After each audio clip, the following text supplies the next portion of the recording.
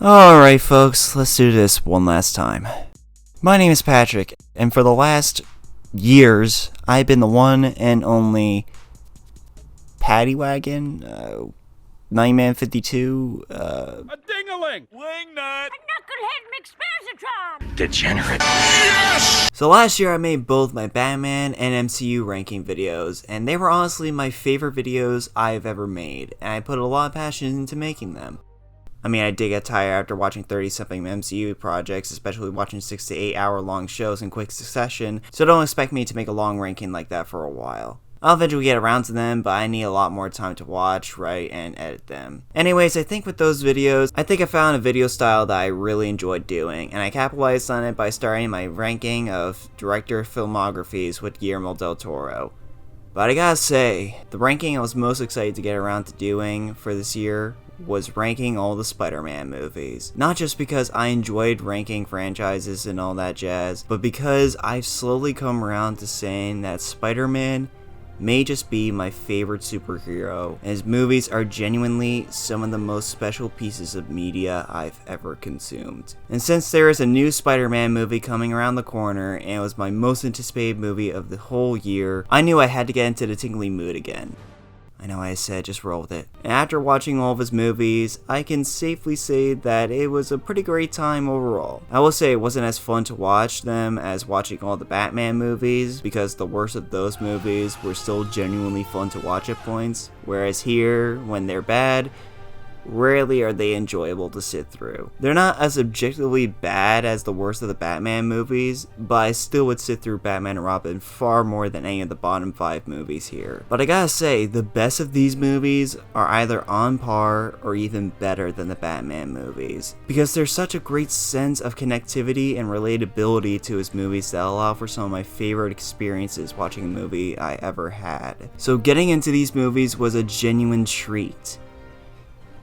Until I had to figure out which movies I had to include here. See, last year for my Batman ranking, I included movies that were seen as Batman adjacent or included Batman within the movie. Basically anything that was on the Wikipedia page was fair game. But with Spider-Man, there's such a broadness to his movies that it's hard to quantify what is a Spider-Man movie and what isn't. Because there's Civil War and the Avengers movies that he plays an active role in, and there's also the Venom movies and Morbius that are Spider-Man adjacent, having ties to the MCU Spider-Man in some way, like including Tom Holland's Spider-Man as a cameo tease, or some bullshit villain cameo that makes no sense for either universe. So with all that, what was the plan? Do I include them despite having very little to do with Spider-Man as a character, or do I leave them out? Well, this time around, I decided to leave them on the curbside because of 2 reasons. One, they weren't on the Wikipedia page that I found for this list, and I wanted to be more strict about that. And 2, Spider-Man either isn't in the movie or is more of a glorified cameo character that is used as a narrative tool for other characters. It's different to my inclusion of those movies for my Batman ranking video, because I said in that video that if they had something to do with the latest Batman movie or they were on the Wikipedia page, then they would be included. All the movies I had in that video had an element that tied to the larger goal of the video. Batman plays a larger role in his crossover events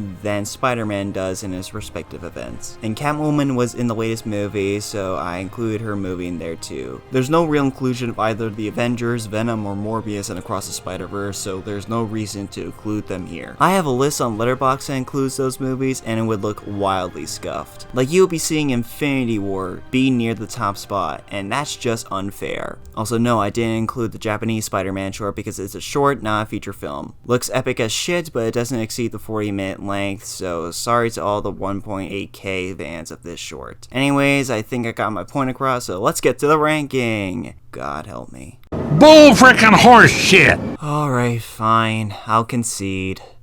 There's a Spider-Man movie worse than The Amazing Spider-Man 2. Ya happy? Where the first 70s Spider-Man movie was a fun and enjoyable bad movie, this one has less enjoyment to be had, and I was kinda bored. There's nothing really fun happening besides like a couple unintentionally hilarious moments. Like, Spider-Man just straight up jumped off a building on 4K. He rarely uses his web, so it straight up looks like he's done with this shit. To the Batmobile! They also used the same shot of him swinging around building to building from the last movie, Ain't no way no one's falling for this shit. Besides Spider-Man. And you can clearly see the boom mic on the top of the frame during one scene. And that's always funny to see. Besides that, not much else. Spider-Man's in it for like a collective 5 minutes. Hey, I can fly! Probably because he was recovering from jumping off a building. But we're left with emo Peter Parker's leftovers. The damsel in distress is a damsel in distress, so not fun. Peter's spidey sense is turned into some sort of foresight, I think?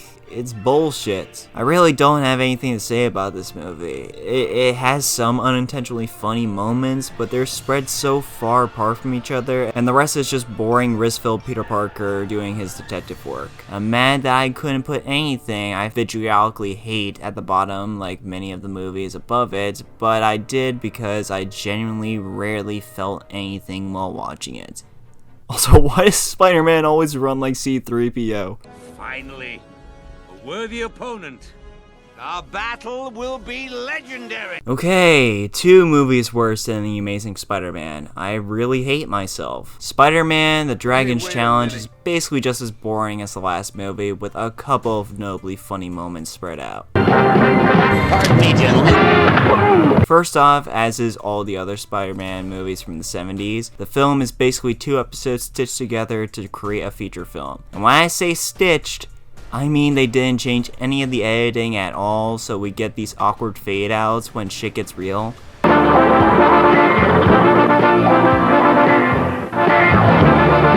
So that's annoying. Also explains why Peter Parker doesn't show up until 10 minutes into the film. That also includes 2 long opening scenes that basically say the same thing. Big Chinese corporation is in trouble. They're gonna kill their leader if nothing is done. Money, money, money.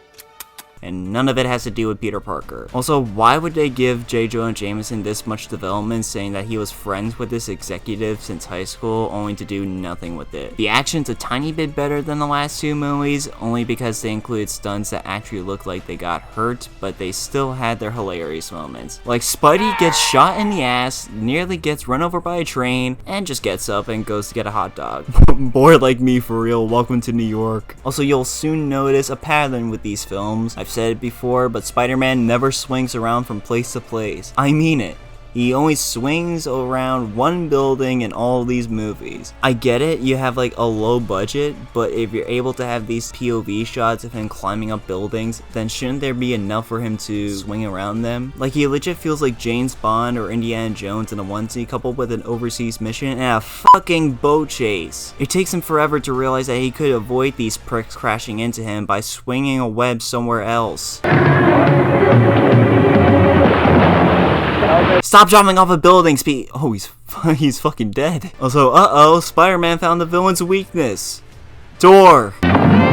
Similar to the other films, the cinematography, acting, and direction were all pretty bad. And you could see the boom mic again dropping to the floor to capture this guy's walking. I'm dead. Yeah, let's move on before I have a hernia. God, you're a fraud, Spider-Man! So,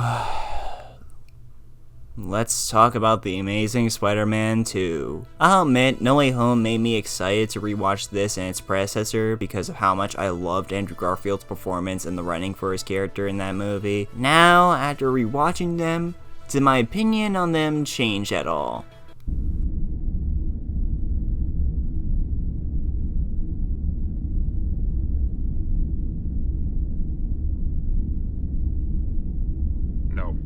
Part of me understands the appeal of these movies, as it is a different take on Spider-Man, and more than enough people respect them for what they do with the character. That's cool if you think that way. I'm not one of those people, though. I'm sorry, but I just hate what they do with Peter in this movie. Making him destined to become Spider-Man is a massive ask for me, and the fact that the writers never expound upon this revelation makes this a complete bastardization of the character and what he stands for. The reason why Spider-Man is so universally loved and iconic is because, well, he really is universal. Anyone could have been bitten by that spider, anyone could have gained those powers, anyone could have lost their loved one, and anyone could have taken up the responsibility of being a hero. Peter, Miles, Gwen, Penny, they were all a circumstance of random encounters, and all of them chose to be responsible with these powers. In short, anyone could wear the mask. So to take that beautiful and powerful message and take a massive shit all over it, yeah, it makes me very angry. And unfortunately, that's not the only thing I hate about this movie. Oh sir, no. To start, if your names are not Andrew Garfield, Emma Stone, or Sally Field, then you're shit out of luck for good performances. The villains are a joke in design and writing, but it's made worse by the performances. I don't know what direction was given to Paul Giamatti, Dane DeHaan, and Jamie Foxx, but all of them were so bad here. Which is upsetting because I like all of them, and I've seen them be brilliant in other movies, but they were just not working here. Like, I genuinely feel no connection between DeHaan and Garfield on this film. The first 20 minutes were really irritating to me. I really don't give two shits about Peter's parents, so to have them be the cold open to this film and make it so over the top, it just feels jarring. And it makes me feel like I'm watching Mission Impossible 2 again. I'd rather be watching Mission Impossible 2 again. The editing all around for these two opening action scenes are really bad. Peter legit lets innocent people be absolutely slaughtered in this scene and even in another action scene, just because he wanted to jackass around a bit. Hey, my name is Spider-Man. You can call me Webhead, you can call me Amazing.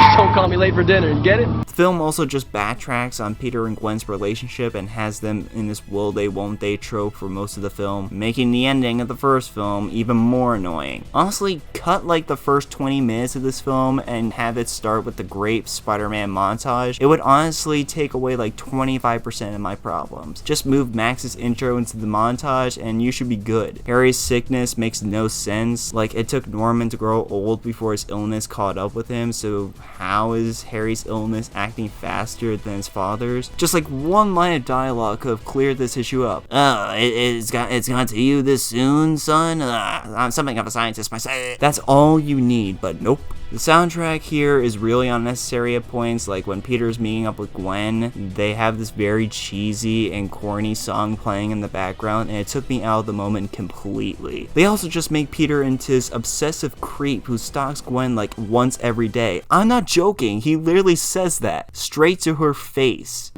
Too often. Just once a day.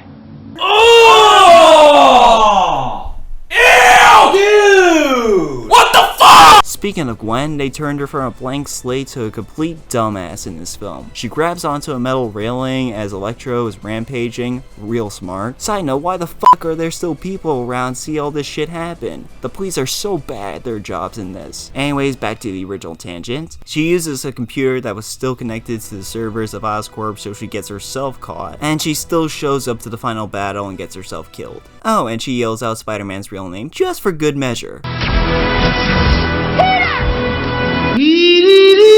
Speaking of Gwen's death, they really lay it on thick during the Gone Gone Gone montage, with just the song itself playing and even a note that says this. Are you serious? The dialogue is the worst here in any of these modern Spider-Man movies. Now it's time for me to light my candle! The pacing is so boring, like there's only really 4 action scenes, and not only are they so spread out from one another, but some are just over as fast as they begin. So what's left is uninteresting and meandering story beats that feel so clunky. Yay! The direction still feels so basic and uninspired, and this still has one of the weakest endings in the franchise. It's not as bad as the last movie, but it's close. That being said, I must admit what this movie does right, like the aforementioned performances I listed as good, especially Andrew Garfield. This man is so talented, honestly one of my favorite actors, and he was born to play his character, as he continues to be awesome in this film. The score is more memorable here, especially Electro's theme, minus the weird, non-diegetic voice lines. The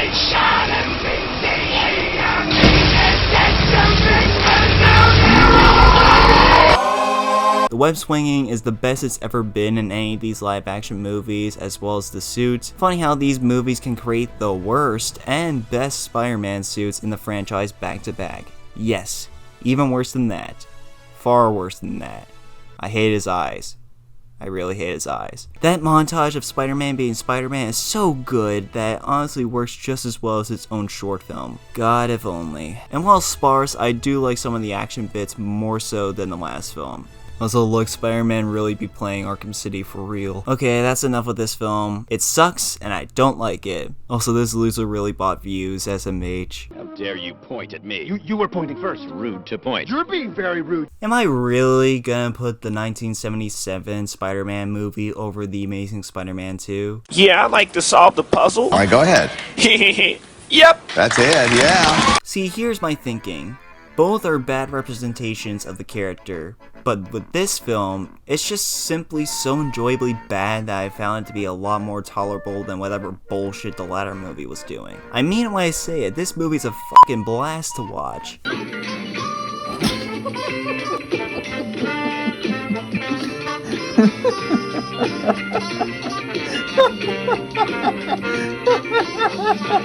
It was so 70s in the best way. Corny dialogue? Yes. Terrible effects? Check. Funky 70s music complementing the hilarity on screen?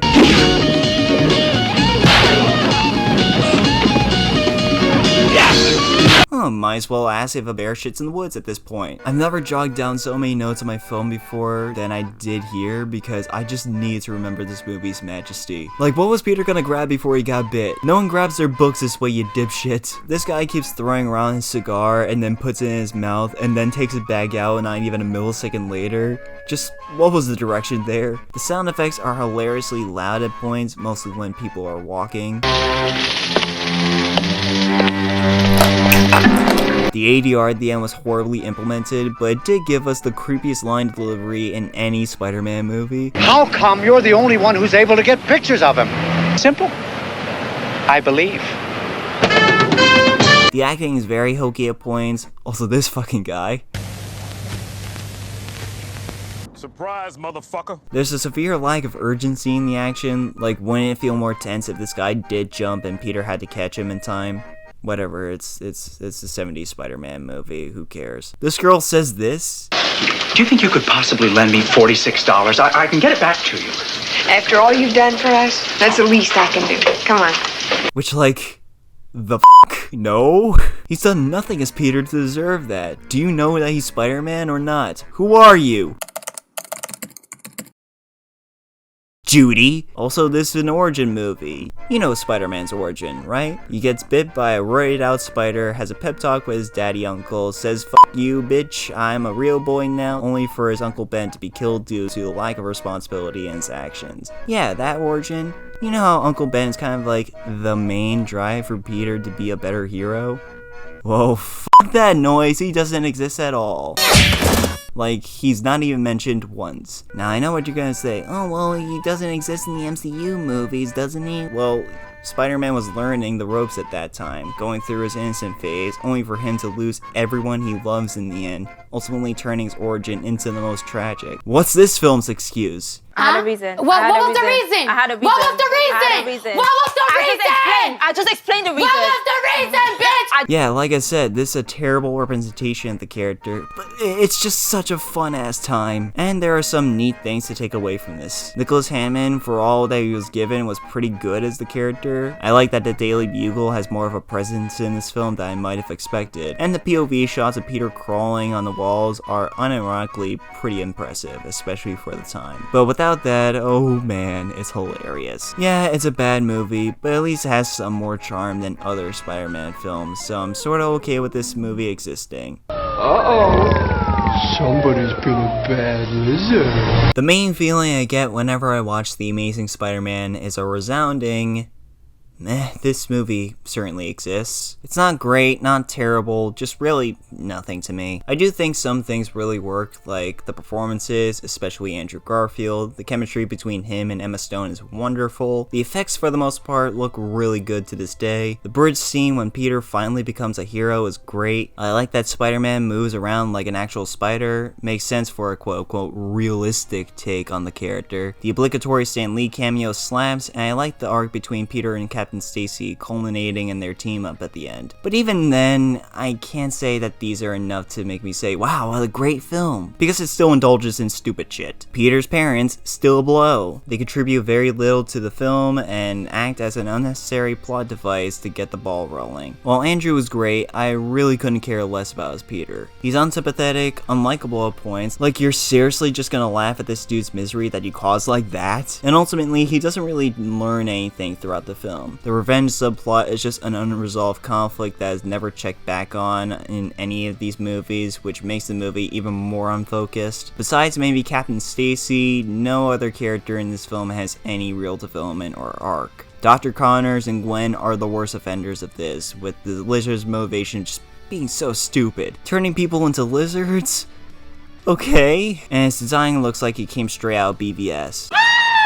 Gwen Stacy is only really used as a plot device near the end, and nothing really else throughout the rest of the film. 2016. Me thinking back when a good Spider-Man was introduced. Also, Uncle Ben's death is just dumb. Like, sure, the guy had a gun, but he had no reason to use it, so Uncle Ben is stupid for thinking he would. Well, there's a couple of nice looking shots. The direction and cinematography has no real style and flair to them, and it just looks so listless. The lighting also just makes the action and nighttime scenes look so ugly. The editing is also atrocious at points, like the stupid subway scene and when Peter's identity is revealed to Captain Stacy. Also, did they just really use the stock audience gaps here?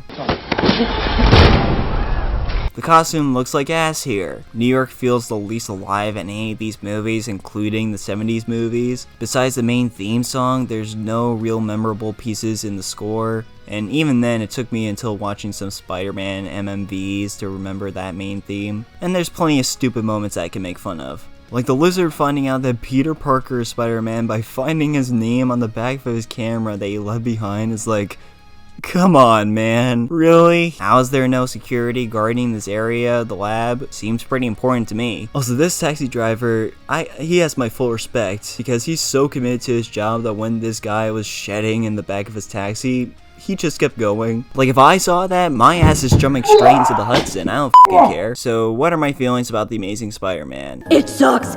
It's fake. The end. You will be this honest, legless, faceless thing, won't you? Rolling down the street like a turd in the wind. So, yeah, Spider-Man 3 is a good movie. Can I end it there? What was the reason? Alright, fine. I know I'm gonna look like a total hypocrite for liking this movie, but not The Amazing Spider-Man 2, despite both having their own cult followings years after their respective releases. But here's my case. TLDR, this movie feels like a real genuine attempt at telling a Spider-Man story than Amazing Spider-Man 2, which makes a story that kind of shits on its legacy if we're being honest. And the story is definitely flawed in some of its execution, but what it is telling is still a compelling look into this character from a different lens. Kinda like Revenge of the Sith. But better. This movie laser focuses on the ego that Peter holds with the responsibility he now takes upon him. It feels like a natural step in Peter's evolution throughout this trilogy, from a boy taking up responsibility to one trying to live with responsibility to now one who has to handle his own vanity with that responsibility. I love that this movie is determined to show the unhealthy side of being Spider-Man, and it makes for a really interesting arc for Peter. Yes, this is including this scene. If you don't think this scene is peak, you're shitting. This is Peter at peak ego and vanity, and so much fun to watch. Though yeah, this story and this movie has its flaws. Big time. Like yeah, I could totally believe that a meteor full of plot could fall out of the sky and not be noticed by the weird Spidey dork. That and the amnesia subplot feels so contrived and forced for the narrative to continue. Sandman has a great intro, Thomas Hayden Church is really good in the role, and the CG work on him is still super solid even by today's standards. But he feels largely disposable among the three main villains, and the retcon of him being Uncle Ben's killer kinda strips away from the impact of Peter's choice to let the criminal go, resulting in his uncle's murder. Also, why was my guy just standing there as Peter was about to wreck his ass with the wet moist? The CG isn't terrible, it mostly looks really good, but without any of the practical effects that were utilized in the previous two movies, it loses some of the charm factor of them and makes the visuals way more noticeable. The pacing is very all over the place as we go back and forth from scene to scene so quickly that it gives me actual whiplash. Every scene in Harry's apartment is so whack and dumb. Like, why the f do you wait this long to tell this tortured boy this information about his father, you dumbass? Topher Grace isn't bad in this film until he becomes Venom, because why would you not change your voice in there? I know all about you. Like the fact that Spider-Man won't let you help your poor daughter. Also, look how they treat my guy. Dude, look at that! And I do think the main theme is played too many times throughout the movie that it sorta loses its impact whenever it's used. Also, the fuck is Shocker doing here? So clearly this movie has plenty of issues, but I cannot bring myself to let those flaws overtake everything else I like from this movie. For one, the opening credits still hold up very well and it's my favorite in the trilogy. The first 20 minutes before Harry loses his memories are great and set up the movie super well. The obligatory Bruce Campbell cameo here is the best ever. The humor works just as well here as it does in the other two films, intentionally or not. The symbiote looks really great visually and makes the story work very well even if it's placed awkwardly. Danny Elfman's score for the villains were nice add-ons to the soundtrack. The action is great as always. The direction still adds so much to the movie, and I appreciate that the symbiote can give Sam Raimi more of an excuse to show off his horror roots in certain scenes.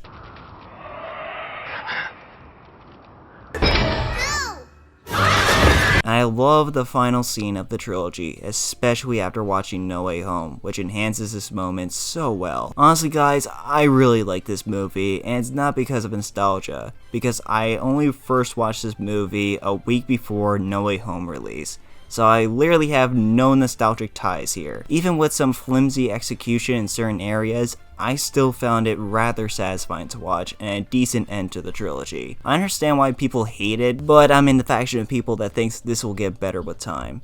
I want the public to see Spider-Man for the two-bit criminal he really is. He's a fake. He's full of stickum. What? Oh. Still sounds weird. It only makes sense that I'm trying on the Homecoming suit, because when I first booted up this game, I was having so much fun, I was at Homecoming.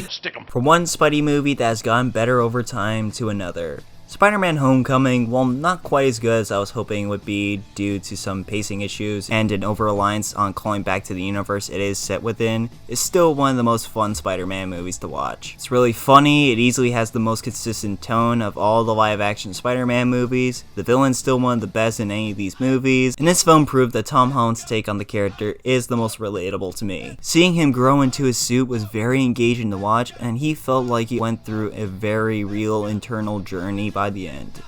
That being said, there's still issues I have with this film that have not improved over time. The direction, editing, and cinematography are all pretty basic, even for Marvel. All three elements get better over the course of the trilogy, but here, they're at their worst. There's some weird ADR here that feels very noticeable.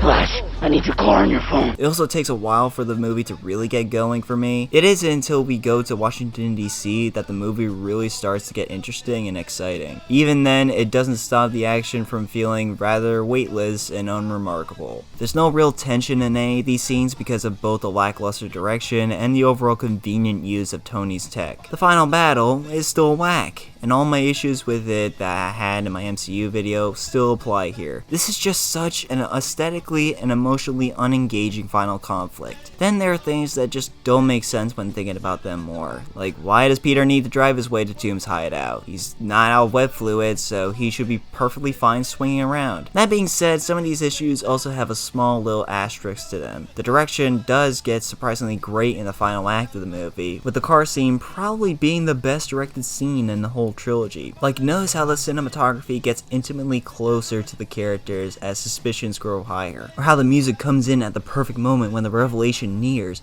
or, my favorite aspect, when the light on Tomb's face switches from red to green as he figures it out. Oh, it's so good! While it takes a while to get going, I like the montage with Spidey swinging around Queens and his interactions with other characters.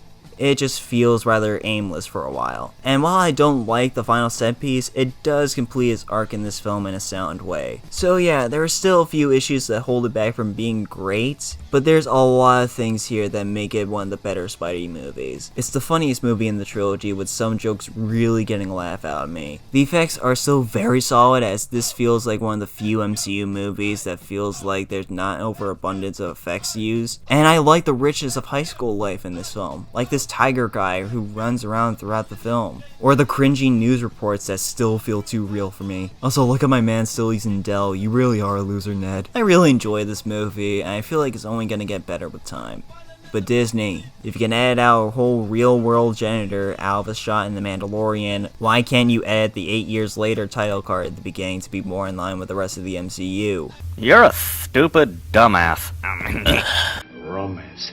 I am French. Far From Home is one of those movies that flip-flops for me. It's a good movie through and through, but I can't tell if it's simply a good or a great movie anymore. Every rewatch has me thinking one or the other, and after this rewatch, it has gotten a bit weaker due to some muddled pacing in the first half of the movie and the humor not really working as well as the last film. Also, the ADR is still whack at points. It's clear to me that you were not ready for this.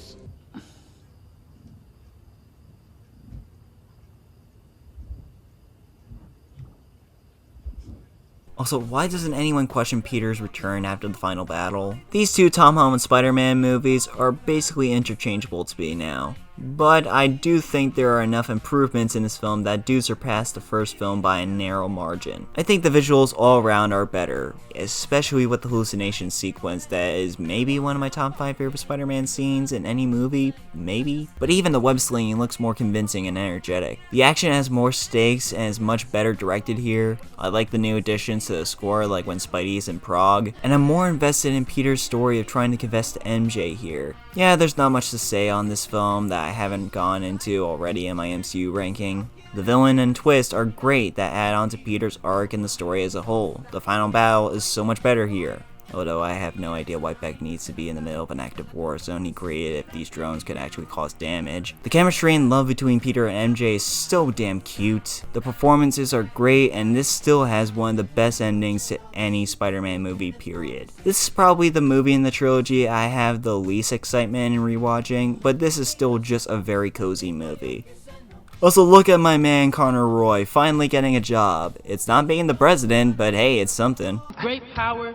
Don't you dare finish that sentence. A film where a teenager's life changes when he realizes that he could produce white sticky liquid from his body. Spider-Man 2002. Stick 'em. Now I'll be honest and say that I only watched this film in the trilogy as a kid, and I grew up only watching this until around 2017, 2018 time. So I do have nostalgia for this film. However, I push my nostalgia aside for this film as I do with all my videos and try to look at it through the viewpoint of today.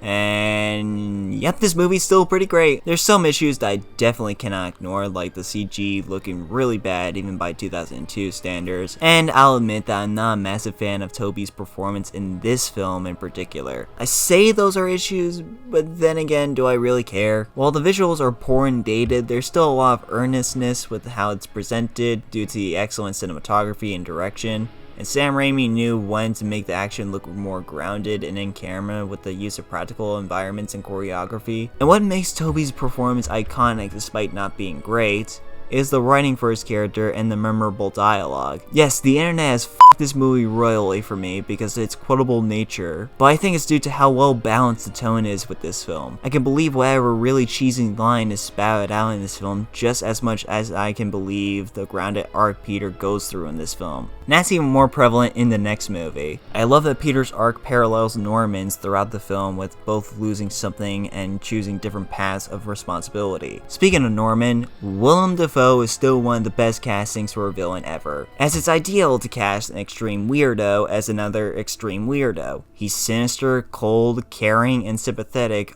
all at the same time. But probably my favorite aspect to this film has to be the score, which may just be my favorite in any comic book movie. It complements the characters and stories so well and adds to the emotions ramping throughout the scenes. I do, however, love the omission of music throughout most of the final fight, which just makes it all the more visceral and impactful. Overall, this is one of the greatest origin movies ever made, and it still impacts me 20 years later. Now, with that being said, let me just make fun of it, please. Hold it right there! I surrender! Oh boy. This bus driver would be fired immediately for this. Harry's such a bad friend even before Peter becomes Spider-Man TM. Some spiders change colors to blend into their environment. It's a defense mechanism. Peter, what makes you think I would want to know that? Who wouldn't? 1 minute, 37 seconds later. You know, spiders can change their color to blend into their environment. Really? Yeah, it's a defense mechanism. Cool. Yeah. Like, what the fuck, bucko? Peter's giving off weird incel energy throughout the first act. It's cringy sometimes. I want to kick his ass real bad. Octavia Spencer? Xena? I got the reference from my cousin. Elizabeth Banks before she started making shits? And Macy Gray? I don't even know who you are.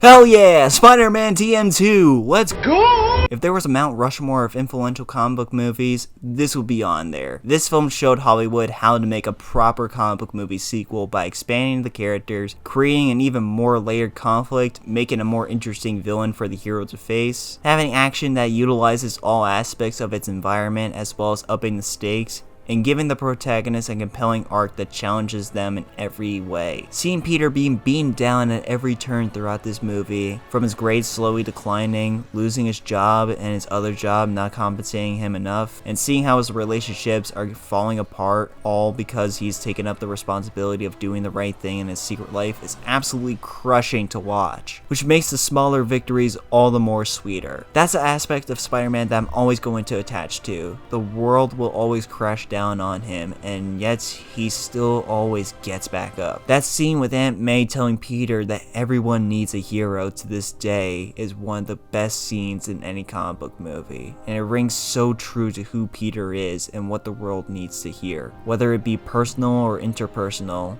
we all have someone in our lives who inspires us to the bitter end. Without my family and without my friends, I surely wouldn't be the man I am today. This video and this channel wouldn't exist, and my passions would be elsewhere to a place I wouldn't feel at home in. We all have our heroes that made us stronger, braver, and better in life. And in this film, it was Aunt May and Uncle Ben who made Peter into a better man and a selfless hero.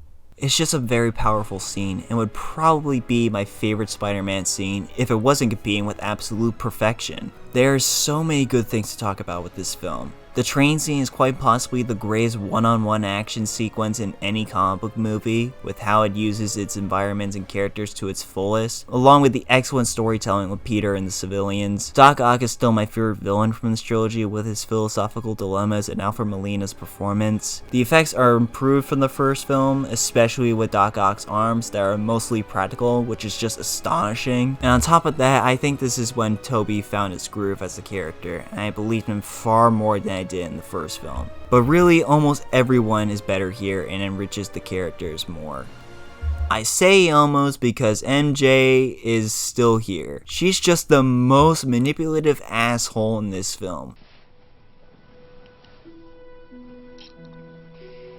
What the fuck? Why would you tell Peter that you're already seeing someone after trying to seduce him into kissing you and still toying with his emotions throughout the film? Peter, you literally have the perfect girl right next door that has shown you more kindness and support in one scene than this twat does in this entire trilogy. This is really my only issue with this movie, but it's a pretty big one along with some smaller things that I can just make fun of for a bit. Like, why aren't any of these guys wearing any safety gear? You're begging to be sent to the Shadow Realm for this. Also, Peter looks so bad in the bang scene. Like, what the fuck, dude? I know you're Spider-Man, but even then I would feel like, what the fuck? Also, why is it always thundering at night but never raining? New York isn't like this. We get massive gales like every other week. And speaking of New York, let me ask, why is it always thundering at night but never raining? New York isn't like this. We get massive gales like every other week. And speaking of New York, let me ask, why is it always thundering at night but never raining? New York isn't like this. We get massive gales like every other week. And speaking of New York, Where the f is this rail line? This doesn't exist. This scene is fucking perfect, so I'm willing to excuse it, but we don't have Satan's railway anywhere around this area. Anyways, this tangent is done. This movie is still a banger and one of the all-time greatest sequels. I feel like haven't I just said that? Guys, does No Way Home have plot holes? Is the logic behind the interdimensional travel flimsy?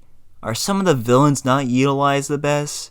Does the film rely too much on fan service in order for it to stand out? Yes. Do I care? Absolutely not. I've said this before in my MCU ranking, and I'll say it again. I do look into the logic of a film, but I also look to see if I have an emotional connection to the proceedings. And sometimes the emotions are just so well realized that I just don't give a shit if a movie has plot holes. Also, if you watch a movie solely for inconsistencies and contrivances, then you won't find your favorite movie, because every movie to a degree has conveniences. If a movie is riddled with problems and plot holes, then yeah, I'll admit it as a legit problem. But here, they do so much right that I can forgive whatever problems I may have with it. The filmmaking is fairly standard, but there's still scenes that show Jon Watts' talents as a director. Like when Peter's trying to distract Aunt May from seeing the amount of attention he's gotten, this is shown in a whole one take. And when Peter senses trouble in the apartment, the camera goes from a dolly to a snorri cam tracking shot to a wide showing everyone in the apartment. It displays anxiety and suspicion perfectly and creates a tense environment for the characters to be placed in. The score is the best in the trilogy, and the callbacks to other Spider-Man scores just makes me feel so many things. I love the dynamics between all the characters very much here, especially with the kids.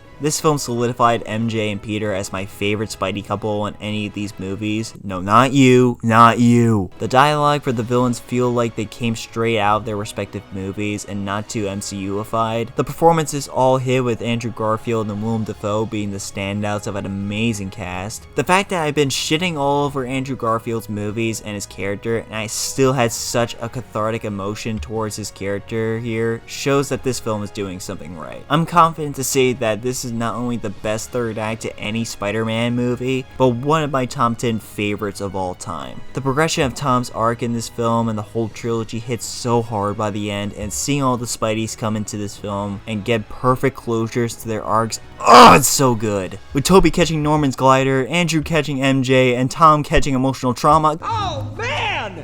I'm still geeking out about it! This is still my favorite ending to any Spider-Man movie, and one of the best in any comic book movie. Everyone forgetting Peter and having him be on his own without any help from Stark Tech is the perfect stepping stone for the next trilogy. Also, MJ's wearing the Black Dahlia that Peter gave her in the previous film. Maybe I have emotional damage too, oh my god. I wanna die, so I'm going home. This movie's so special to me. You can tell me it's bad and over-reliant on fan service to make up for a bad script, and I just wouldn't care. If I wasn't making this video in honor of another Spider-Man movie coming out, this would be the perfect finale to this character's franchise. This is my favorite live-action Spider-Man movie, and the most emotionally resonant of any of these movies.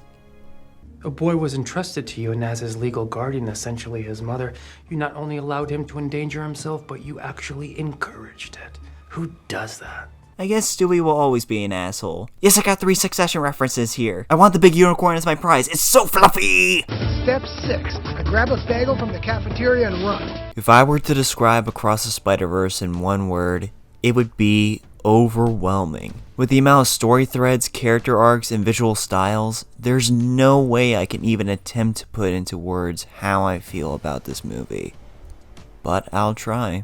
This is the perfect continuation of what Into the Spider-Verse set up, from the story, to the characters, to the animation. The different styles of animation shown in this film creates a feeling of wonder that I haven't felt in a long time. The amount of effort to make each world feel as distinguishable as the last is beyond comprehension to me. Like, I'm gonna be honest, this movie makes the original Spider-Verse look worse by comparison. They both can live in harmony, knowing they're better than everyone else, but the first will just have to live as the beta for whatever this alpha is doing. Not only that, but the style can add to how the story is told or how the characters interact. Like with the contrasting colors of Gwen's world, or the bleakness of the Dark Dimension. Every character has so much development, and yet still so much room to grow for the next movie. Seeing Gwen and Miles' arcs mirror each other in different ways was incredible, along with their motivations. Really, everyone's motivations are understandable and even agreeable at times. And the story goes in directions that seem predictable at first, but there's enough twisting and turning that makes them feel so unique and exciting,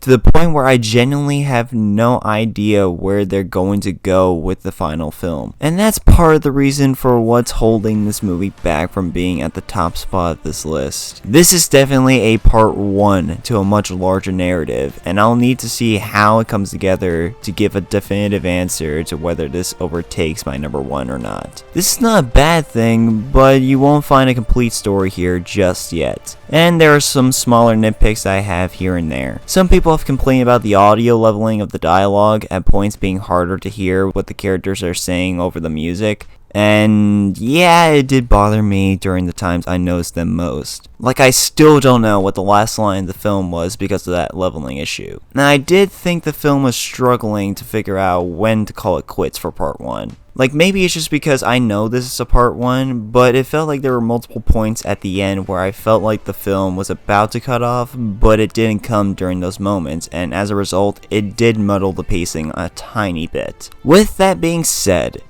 if the next film keeps up the momentum of these first 2 Spider-Verse movies, we might just be seeing the next Lord of the Rings, a trilogy of movies with multiple storylines and pawns on the board coming together to create magic, innovating the art of film in creative and remarkable ways. And with those films being my favorite of all time, that's something so exciting to see happen. So yeah, Across the Spider-Verse is a beautiful, overwhelming masterpiece. It's easily the funniest Spider-Man movie ever, with so many jokes landing super well for me. The score is elevated so perfectly from the first. The soundtrack, while not quite as emotionally impactful as the first film, has some real bangers. The voice performances from the cast are entertaining and emotional. I love the family dynamics so much here that I kind of wish there was a bit more of them here. The action's so hype, using the medium of animation to its fullest, and overall, this was just an experience that I'll never forget watching. Even with my minor gripes, I'm comfortable giving this film a 10 out of 10 rating for 99 out of 100 things it does so right. I mean, when you can turn a villain named The Spot into an actually intimidating presence in the film, and have some story importance beyond just being a villain of the week joke, then you're doing something so right. Watch Across the Spider-Verse, it's incredible, and shows that Haley Steinfeld can't escape voicing slick one-sided hair female badasses. This is a weird typecast, but I'm not complaining. The way he leaps off of rooftops and flips backwards to face the camera before falling into a headfirst dive is just full of the exaggerated swagger of a black teen. Shut your fucking mouth! To say that Into the Spider-Verse is my favorite Spider-Man movie is an understatement. This is not only that, but it's also my favorite animated movie of all time, and even surpassed The Dark Knight for my favorite comic book movie ever made. Where my feelings on The Dark Knight have remained largely the same since I first watched it, and there isn't really much to take away from that isn't on the surface level. Every time I rewatch Into the Spider-Verse, there's so much more I find in the details that I didn't before, and as a result, it keeps getting better and better the more I rewatch it. Like this time, I noticed that Peter B. Parker's comic book is noticeably bigger than the others because of the amount of history his version of the character has, or how they played the Rule 3s with Miles' phone call with his dad. The first time, he doesn't answer the call because he's figuring out what's going on with him. The second time is through a voice message because Miles feels like he can't do what needs to be done to save his world. Finally, in the third time, he's the one to call his dad to see if he's okay and say that he's grateful for what he's done for him. And how each phone call represents a stage of Miles' journey from reckless teenager to a clueless novice to finally becoming a responsible hero. And that's just one detail out of millions. Also, after watching every Spider-Man movie, I finally noticed that the beginning of Miles' theme song sounds just like the beginning of the 70s Spider-Man movies theme song.